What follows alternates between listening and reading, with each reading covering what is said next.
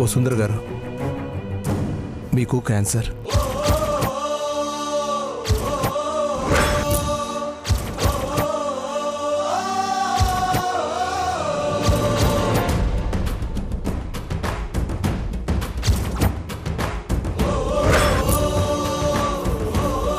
ఇది చాలా rare cancer. అంతేకాకుండా లాస్ట్ స్టేజ్లో ఉన్నారు. మీరు ఎక్కువ కాలం బతకపోవచ్చు. I'm sorry Vasundhara. ఒక డాక్టర్గా నేను ఇలా చెప్పకూడదు, కానీ చెప్పక తప్పడం లేదు. నాకున్న డౌటు ఈ రిపోర్ట్స్లో బయటపడింది. మీకు వీలుంటే మీ భర్తతో వచ్చి చెకప్ చేయించుకోండి.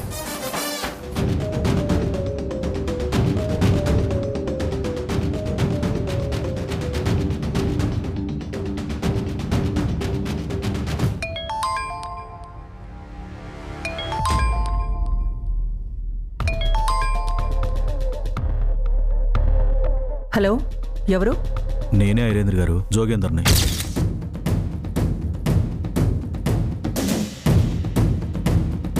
జోగేంద్ర, పోలీసులు నేను అప్పుడే వదిలేశారా? నువ్వెక్కడి నుంచి ఫోన్ చేస్తున్నావు? పోలీస్ స్టేషన్లోనే ఉన్నాను ఐరేంద్ర గారు. జోగేంద్ర, ఏంటి నువ్వు మాట్లాడేది? పోలీస్ స్టేషన్ నుంచి ఫోన్ చేయడం ఏంటి? అదంతా సరే గాని, ఎంతకీ నన్ను బయటికి విడిపించే పనిలో ఎంతవరకు ముందుకొచ్చారు? బెయిల్ పైన బయటికి రావడానికి ఎవరినైనా లాయర్ని సర్దుబాటు చేశారా లేదా? జోగేంద్ర, ఇక్కడ నా పరిస్థితి నిప్పుల మీద నడుస్తున్నట్టుగా ఉంది. ఇంకా నీ గురించి ఏం ఆలోచిస్తాను చెప్పు. ఏమైంది ఐరేంద్ర గారు? అయ్యో, ఈ విషయం నీతో ఎలా చెప్పాలో అర్థం కావట్లేదు. అయినా తప్పట్లేదు. వంశీ, వసుంధర ఒకటి కాబోతున్నారు.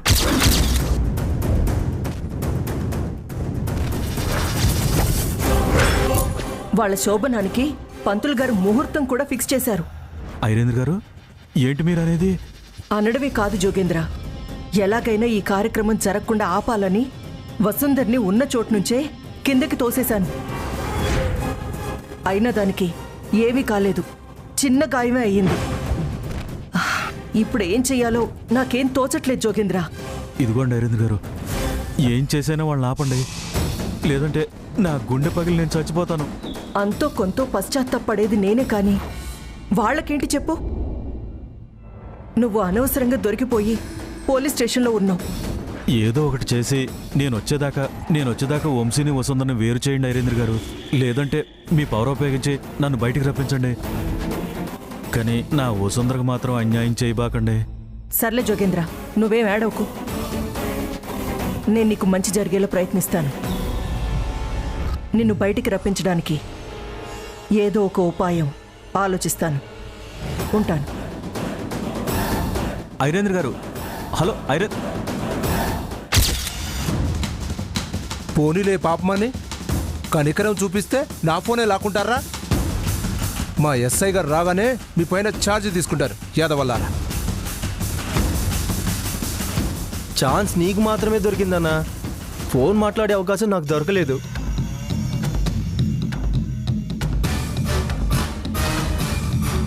నేను ఎలాగైనా ఇక్కడి నుంచి బయటపడాలి.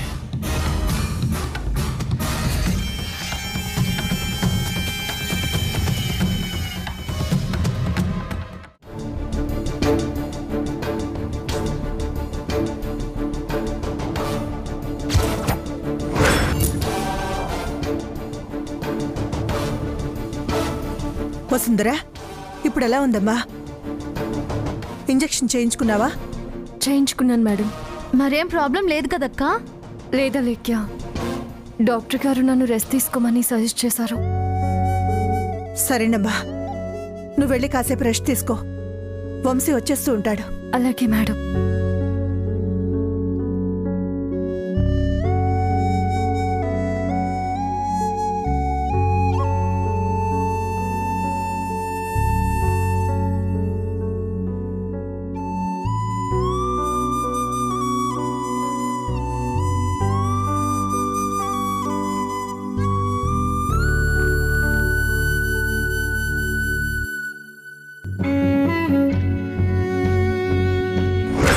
వసుంధర గారు, మీకు క్యాన్సర్.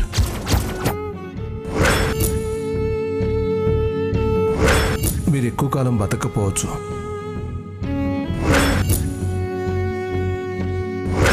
ఇంకొద్ది రోజుల్లో మీ పరిస్థితి బ్యాడ్గా తయారవుతుంది.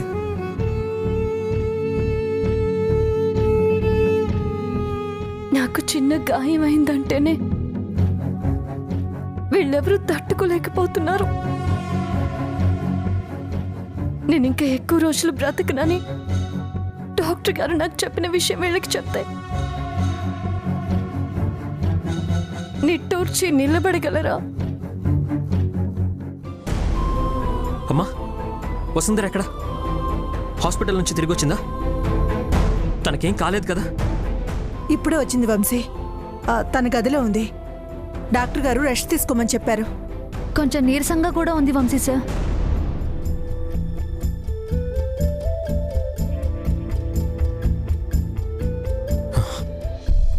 వసు, నువ్వు క్షేమంగానే ఉన్నావు కదా? నేను బాగానే ఉన్నాను వంశీ సార్. మీకేమైందో ఏంటోనని అన్నయ్య చాలా కంగారు పడిపోయారు. ఉన్నట్టుండి బోర్డు మీటింగ్ కంప్లీట్ చేసుకుని వచ్చేసాం. అవునా ఆనంద్ గారు, ఇంతకీ మీటింగ్ ఎలా జరిగింది? బాగానే జరిగింది వసుంధర గారు. టెండర్స్ మనకు ఫేవర్గానే ఉన్నాయి. ఇప్పుడు ఇవన్నీ ఎందుకు ఆనంద్? తను అసలే పెయిన్తో ఉంది. తన్ని కాసేపు రెస్ట్ తీసుకొనిద్దాం. పర్వాలేదులేండి మేడం, నేను తట్టుకోగలను. నాకేం కాదు. ఇక తనకు నొప్పి తగ్గేంత వరకు తను జాగ్రత్తగా చూసుకోవాలి. అలక్య, నువ్వు వెళ్ళి వసుంధరకి ఏం కావాలో చూడు. అలాగే అత్తయ్య.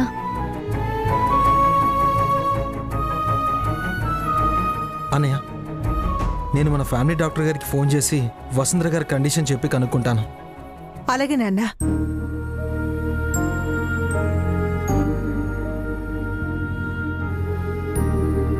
వంశీ, వసుంధర రెస్ట్ తీసుకుంటుంది, లోపల తీసుకువెళ్ళు. పద వసు. చిన్న గాయానికే వీళ్ళు ఇంత హైరాణ పడుతున్నారు. నేను బ్రతకను అని తెలిస్తే వీళ్ళు తట్టుకోలేరు. వసు, పద.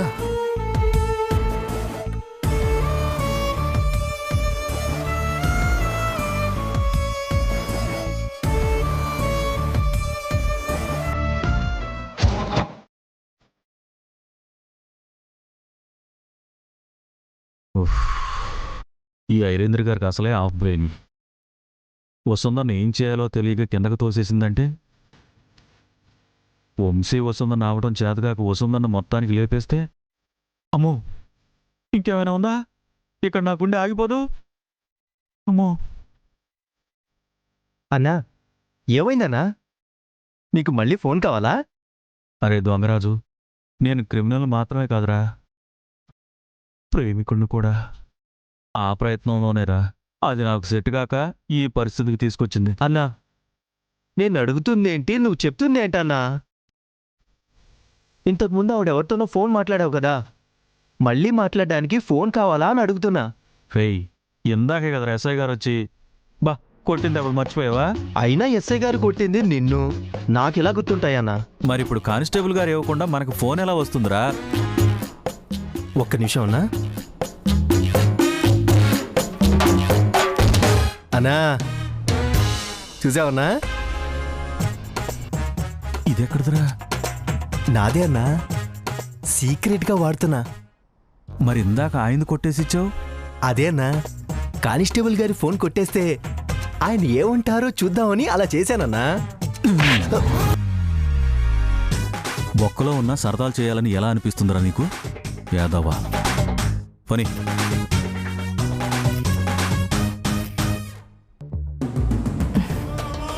అసలే ఈ జోగేంద్రకాడు వెర్రి వెధవ. బాధతో మెంటల్గా వీక్ అయిపోయి సూసైడ్ చేసుకుంటాడు. ఫోన్ చేసి కాస్త ధైర్యం చెప్పాలి.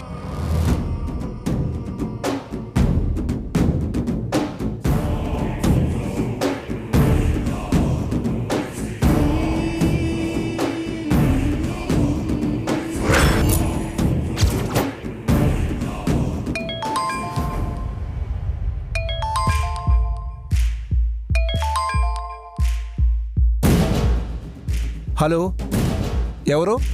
నువ్వు నన్ను ఎవరని అడుగుతున్నావా? నీకు తెలీదా నేనెవరినో? ది గ్రేట్ అపర్ణాదేవి కూతుర్ని అని. అంటే ఇందాక ఆ క్రిమినల్ నేర్చుకొచ్చిన కానిస్టేబుల్ని మాట్లాడుతున్నానమ్మా. మీరెవరో చెప్పగలరా?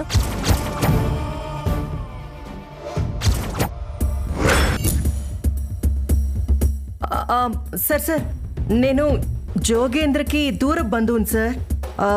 అతని భార్య ఇక్కడ దిగులు పడుతుంది. మీరొక్కసారి అతనితో మాట్లాడిస్తే ఇక్కడ ఈవిడ తృప్తిగా భోజనం చేస్తారు. సరేనమ్మా, లైన్లో ఉండిస్తాను. ఫోన్ ఏంటర్ కలవట్లేదు.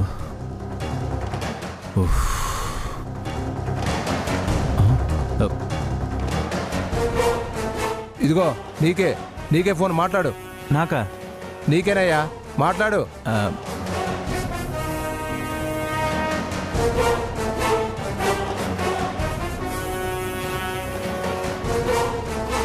హలో. ఏ వేస్ట్ ఫెలో జోగేంద్ర, ఈ ఫోన్ కానిస్టేబుల్ గాడిదని నాకు ముందే ఎందుకు చెప్పలేదు? నా పక్కనున్న వెధవ చేసిన పని ఇదంతా. చెప్పండి. నువ్వు ఉన్నావో పోయావో తెలుసుకోవడానికి ఫోన్ చేశాను. అయితే క్షేమంగానే ఉన్నావుగా? అవునండి, నా బంగారానికి ఏం కాలేదు కదా? ఏం కాలేదులే జోగేంద్ర. నువ్వు బయటపడే మార్గం ఏదైనా ఉంటే వెతుకుతాను.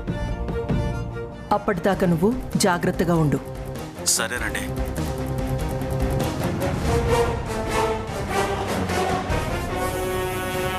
ఈ ప్రపంచంలో ఎందుకు పనికిరాని వాడంటూ ఉంటే ఈ జోగేంద్రే అయ్యుంటాడు. అనవసరంగా నేను అపర్ణాదేవి కూతుర్నని నోర్జారాను.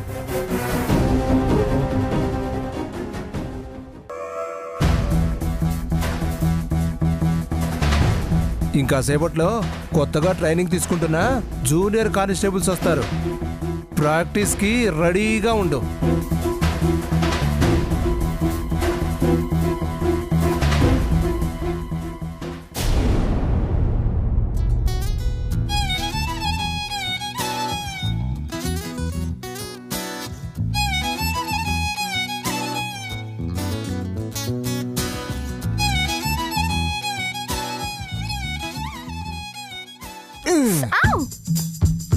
శ్రీవారు, ఏంటిది? ఇంత వయసు వచ్చినా మీకు అల్లరి చేష్టలు పోలేదా? ఎందుకు ఇలా చేస్తున్నారు మీరు? ఎందుకు అంతలా ఆలోచిస్తున్నారు మీరు? ఏంటి శ్రీమతి గారి విషయం? అక్కకి చేయి తగిందన్న బాధలో వంశీ సార్ తొందరగా ఇంటికి వచ్చేసి అక్కని కాలు కింద పెట్టకుండా సేవలు చేసుకుంటున్నారు. అంత గ్రేట్ పర్సన్ ని నేనైతే ఎక్కడా చూడలేదు. పాపం వంశీ సార్ చేస్తున్న త్యాగం తలుచుకుంటూ వసు అక్క ఎంత ఫీల్ అవుతుందో. వాళ్ళు ఎంత ఫీల్ అవుతున్నారో నాకు తెలియదు కానీ నేను మాత్రం ఈ విషయంలో చాలా ఫీల్ అవుతున్నాను శ్రీమతి గారు. ఎందుకో? అన్నయ్య వదిన అనుబంధం ముందు మనం పోల్చుకోలేం గాని అన్నయ్య ఎంత కాకపోయినా అన్నయ్య వదిన కోసం చేసే దాంట్లో కొంతలో కొంత నేను కూడా మీకోసం చేయగలను శ్రీమతి గారు. ఏం చేయబోతున్నారేంటి? ఉండండి శ్రీమతి గారు.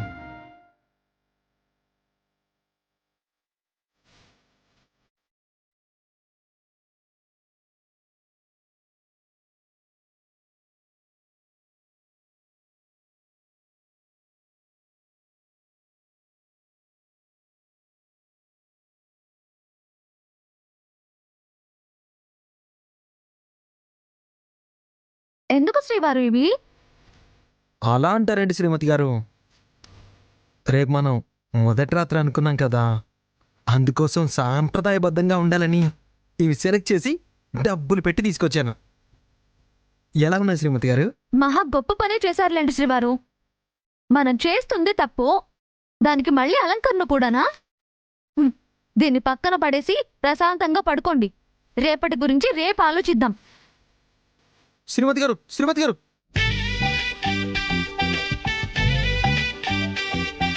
శ్రీమతి గారు, ఇది మరీ అన్యాయం అండి. ఇలా చేసి నేను బాధలో కుంగిపోయేలా చేయరు కదా. గుడ్ నైట్ శ్రీవారు. నేను ఎర్లీ మార్నింగే లేచి అందరికీ అన్ని సిద్ధం చేయించాలి.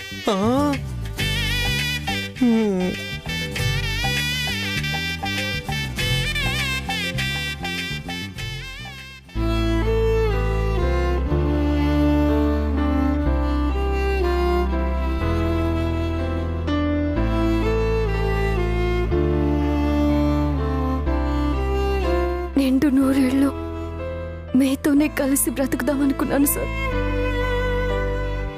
కానీ నేను ఇంకెన్నో రోజులు బ్రతకనని దేవుడు లాంటి డాక్టర్ గారు చెప్పారు. నేనెక్కడికి వెళ్ళినా నన్ను తీసుకురావడం మీకున్న అలవాటు.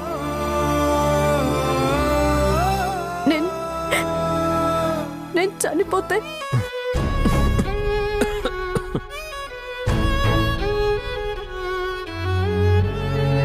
మీరు నన్ను మరుక్షణమే మర్చిపోవాలి.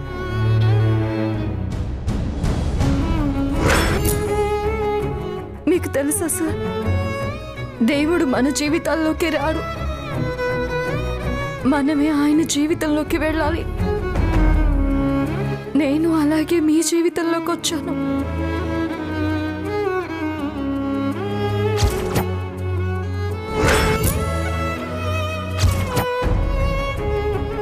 ఇప్పుడు వెళ్ళిపోతున్నాను.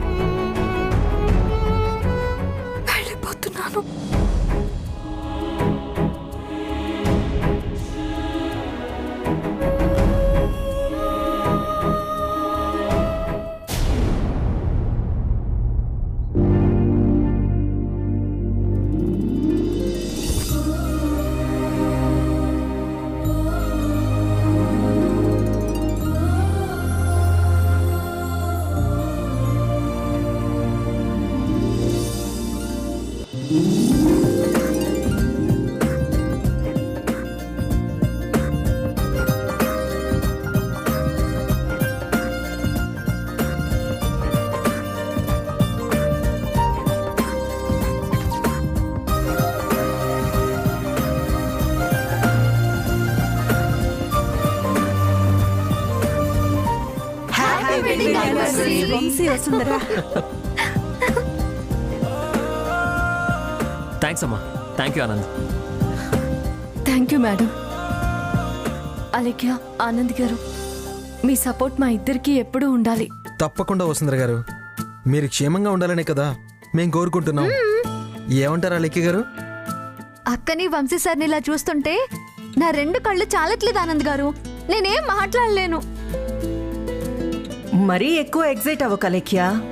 ఇంకా సేపట్లో వంశీ వసుంధర విడిపోగలరు.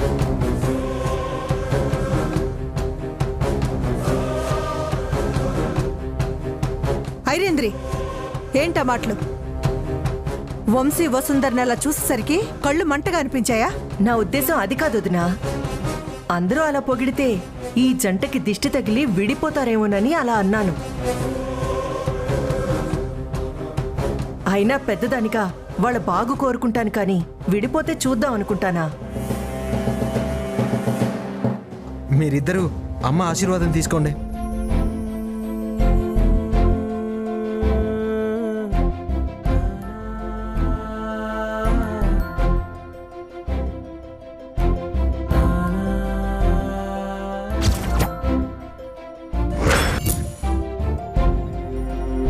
మీ ఇద్దరు నిండు నూరేళ్లు చల్లగా ఉండండి.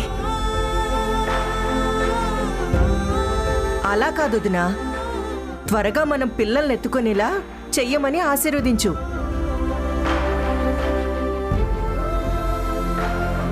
ఇదిగోండి వంశీ వసుంధర, నేను మిమ్మల్ని ఆశీర్వదించకపోయినా మీరు మాత్రం మా బదులుగా ఎంత త్వరగా వీలైతే అంత తొందరగా పిల్లల్ని అందించాల్సిందే.